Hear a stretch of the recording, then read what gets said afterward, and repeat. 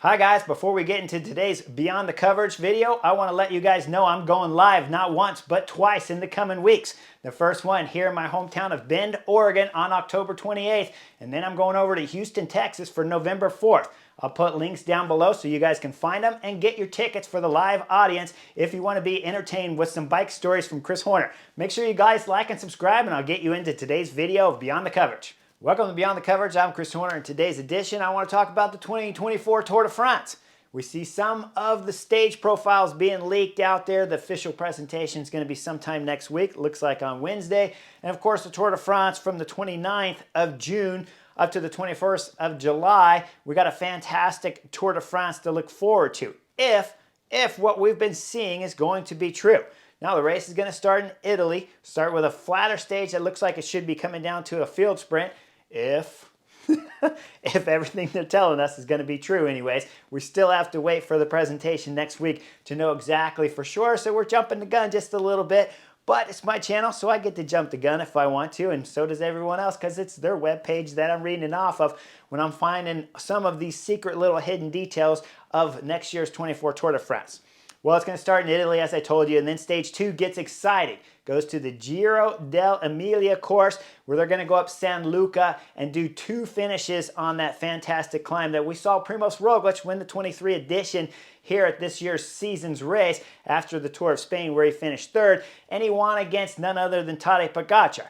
Now, if you watch my channel, you know for sure who my favorites are. Has to be Tadej Pogacar, Jonas Vingegaard, and of course Primoz Roglic, the top 3. And don't forget the Belgian wonder kid, because Remco Evenepoel is a solid rider and he could possibly win the Tour de France. Not in my top 3 favorites, as I've said before in the channel, but he has got to be listed.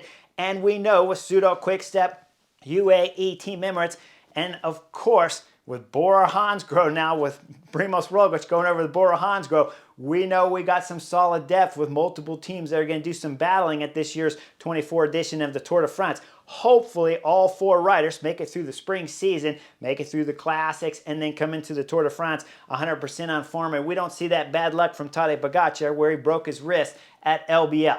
Now let's get into a little bit of the details, because when we look at that stage 2 that's going to finish up San Luca on the Giro dell'Emilia circuit finish there, we know for sure with a climb like that it's going to put one of those 4 riders into the race leader's yellow jersey, unless they let a breakaway go off early for stage 2. So whoever wins stage 1, if that is a field sprint finish, they're not going to be holding the race leader's yellow jersey at the 24 Tour de France after stage 2 concludes.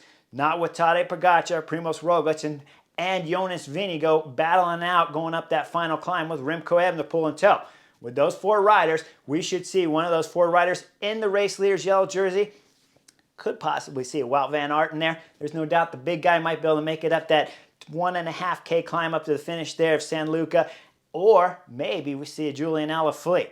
Now keep in mind, Julian Alaphilippe rides for Pseudo Quickstep, and that's Remco Evenepoel's team. So there could be some team dynamics there, but we don't even know for sure if Julian Alaphilippe can bring back that form that he had before his crash at LBL a couple seasons back, because at this moment there's no chance for the Frenchman Julian Alaphilippe's going to be able to win stage 2 with the form that we've seen in the most recent past.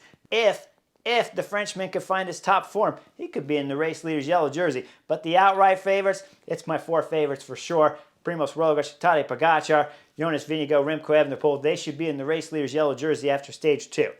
Now, stage 4 of the Tour de France gets really exciting as they leave Italy and they get into France. They're going to start big climbs right away early in that first week of the Tour de France. So we're going to see some selections being made on stage 2, stage 4. Then things get really interesting if it's stage 9 does have the gravel roads. Gravel roads will be very, very interesting, because just like the cobblestones and up there in Paris-Roubaix, we always know there's some selections made amongst the GC riders. Somebody has some bad luck, somebody flats. Maybe we go back to the Giro a couple years back when Remco Evenepoel was having some problems on the white sands there at Strada Bianca and lost his hopes at the Giro d'Italia that year, and of course plummeted straight after we got off the white roads there in Italy. So when we're talking about this stage 9, if there are gravel roads there, could make for some interesting stories. And this is going to be where we start looking at some of the benefits of Jonas Vingegaard having one Wout van Aert around him.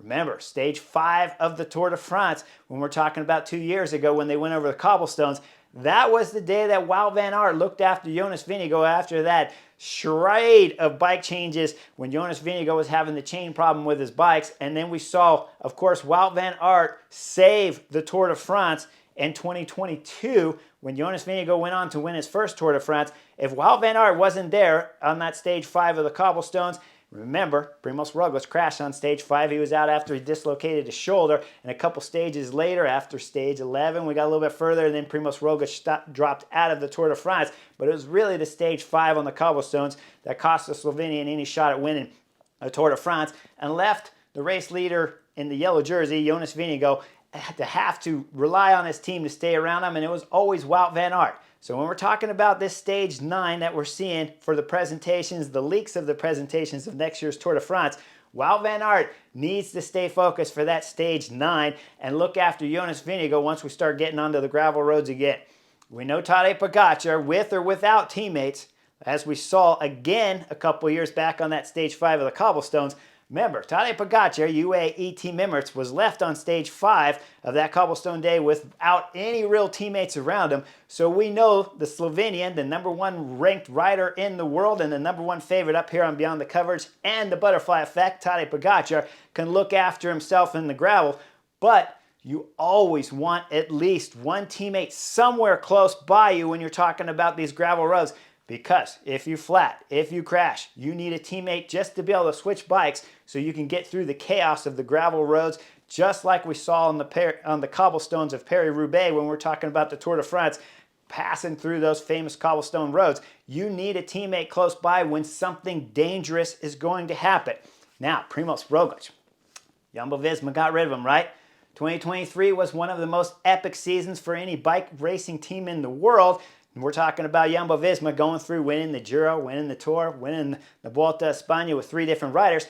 Now, Primož Roglič, as I told you guys a long time ago, Primož Roglič needed to switch teams. And now when we see him on Bora Hansgrohe, the biggest question I have when we start looking at the stage 9 at the gravel roads here at the Tour de France in 2024, can he have teammates wrapped around him? They need to find specific riders that can come to the Tour de France. And when I'm sitting at home looking at some of the news and following it, and I see that Jai Hindley's talking about doing the Giro and Kian Uldebroeks is definitely talking about doing the Giro, I start to wonder, because if you go back to 2022 season of the Tour de France, UAE Team Emirates, they sent top climbers going over to the Giro. Almeida was at the Giro and has done the Giro ever since. But when we talk about that Tour de France in 2022, UAE Team Emirates mistakes, and they were numerous throughout the 22 Tour de France, but they really began at the Giro by sending all their good backup riders at the Giro with Almeida. And then when they got to the Tour de France started, remember that COVID hit? And they had riders missing from the team right away, and the race hadn't even begun. Now, when I look at Bora Hansgrohe and I see that they're already adding Kian Uldebroeks and talking about Jai Hindley doing the Giro. Now, of course, Jai Hindley won the Giro. And, of course, last year, Jai Hindley won stage 5 of the Tour de France and wore the race leader's yellow jersey. So we know he can go to the Giro and compete there to win a second Giro. Wow, he's won it before and he's been second overall in 2020. So there's no reason he can't win in 2024 at the Giro, which would take some pressure off of Bora Hansgrohe. But if you got 4 or 5 good climbers on Bora Hansgrohe and you're sending 2 of them over to the Giro, now when you start looking at Bora Hansgrohe and you start looking 2 years ago and comparing it to UAE Team Emirates before that Tour de France, where they sent some of their climbers to the Giro, then COVID hit, they didn't have any backup riders for Tadej Pogačar, which put Tadej Pogačar in a hole throughout the 22 Tour de France early. That's why at stage 5 he had no teammates around him, because they were already missing Matteo Trentin and riders such as his ability when COVID hit the squad hard. And then later in the mountain stages, they were missing climbers that maybe if you brought Almeida from the Giro and you brought him to the Tour de France and you had him as backup rider, that wouldn't have been the case. But Bora Hansgrohe, if you get rid of 2 riders and send them to the Giro already, because we know Kian Uldebroeks is a solid rider, the Belgian kid, went top 10 at the Vuelta a España this year. So we know with him going there and Jai Hindley going to the Giro, that if Bora Hansgrohe have any more riders before the 24 Tour de France starts that get sick, injured, COVID, flu, crash their bikes, have any kind of catastrophic problems, maybe we're talking about Vlasov, you're talking about Danny Martinez, and other riders, maybe Sergio Higuita or something, as quality rider of that ability, maybe they don't make the Tour de France, and then because they're gone, and because you had other riders starting the Giro, maybe when you're looking at that stage 9 on the gravel stages at the Tour de France, quite possibly Primoz Roglic, who went over with Bora Hansgrohe to have more help when we're talking about at the Tour de France, maybe they sent too many good riders to the Giro, and something bad happened even before the Tour de France. Now you get into stage 9. Primoz Roglic is in troubles on stage 9. We all know Primoz Roglic has a little bit of problems keeping his bike upright, so he needs a whole host of good riders around him to start a stage like stage 9 on the gravels to keep him out of trouble and keep him in good position. So that's going to be something to keep in mind. Now, when we start going further into the Tour de France and we start getting near the finish of the Tour de France, we don't know exactly where all the time trials are, but we know the last stage on stage 21 is a 35-kilometer time trial, and we know the stages before the last stage, because it's going to finish in Nice, are going to be mountain stages. So riders like Primoz Roglic, Tadej Pogačar, Jonas Vingegaard, and of course Remco Evenepoel, with the last stage being a 35-kilometer time trial around Nice with 2 solid climbs in it, we know 100% that there could be drama all the way into the final last stage of the 24 Tour de France, because with a 35-kilometer mountain time trial stage, do you really want to go into that stage with only a 30-second or 1-minute gap on Primoz Roglic, Jonas Vingegaard, Tadej Pogačar, and Remco Evenepoel? Nobody wants to go into that. Do I need to remind you guys? Tadej Pogačar in 2021, the Tour de France on Planche de Belfi, and he had just about a minute gap behind Primoz Roglic and made that time up to win the Tour de France in 2020. We saw this year at the 23 Tour de France that Jonas Vingegaard on stage 16 of the individual time trial blitzed and put massive time into the whole Tour de France field. Tadej Pogačar lost massive time, and even Wout van Aert lost massive time to the time trial performance of Jonas Vingegaard from Jumbo-Visma at this year's edition. Now we back the camera up just a little bit further. We go back to the Giro, penultimate stage on the Giro d'Italia. Primoz Roglic dominated everybody and dislodged Geraint Thomas from Team Ineos on the last and final time trial stage. And basically, it was just 8 kilometers uphill, stiff uphill. But we know Primoz Roglic can time trial because he's won already last season the Giro d'Italia from the time trial performance he put on that penultimate stage at the Giro.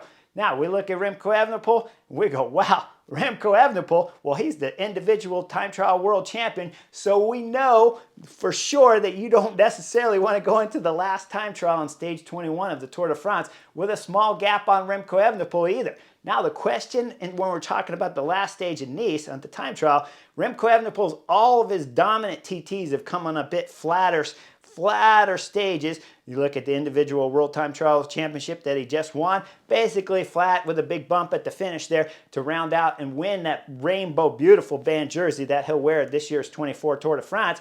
But when you look at his Giro d'Italia, he won stage 1, then he won the last and final, the mid-stage time trial before Primoz Roglic won the final one. That was Remco Evenepoel that won that, but both stages were flat. We back up the film and go back to the season where he won the Volta a España. Remember how much devastating time he put into Primoz Roglic on that mid-stage individual time trial where he just blew the field apart? Well, we know all 4 riders, when we're talking about going into stage 21, no matter who you are of one of those 4 riders, you don't want the other 3 just behind you at 30 seconds. You don't want them behind you at 1 minute. You can't feel comfortable. So you're like, Chris, why are you rambling on about this? Well, that means the stages before the last and final day of the 24 Tour de France individual 35-kilometer time trial are super vital. You cannot go into the last mountain stages of the 24 Tour de France if you're one of the 4 favorites and think, hey, I got a 30-second lead. I am a time trial specialist. I can win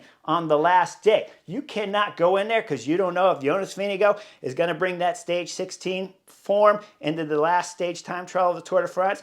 You don't know if Primoz Roglic is going to bring his Giro time trial form in there. You don't know if Tadej Pogačar is going to bring his Planche de Belfi time trial form. And you definitely don't want to go into the individual time trial against the rainbow jersey wearing of the individual world time trial champion, Remco Evenepoel, going into that stage. So that means, guys, while we're sitting on the Chesterfield for the mountain stages, just before that final stage in Nice for the individual time trial to decide who wins the 24 Tour de France, you do not want to go into that stage with just a 30-second advantage on any one of those 4 race leaders and Grand Tour favorite winners to win the 24 Tour de France. If you want to hold on to that, you got to be attacking on the last mountain stages so you could have, let's call it about a minute and 15 or a minute and 30-second gap on everyone. And if it's only a minute 15, Jonas Vingegaard might just take it from you on the last stage of Nice. So you better get yourself about a minute and 45 just to call it safe.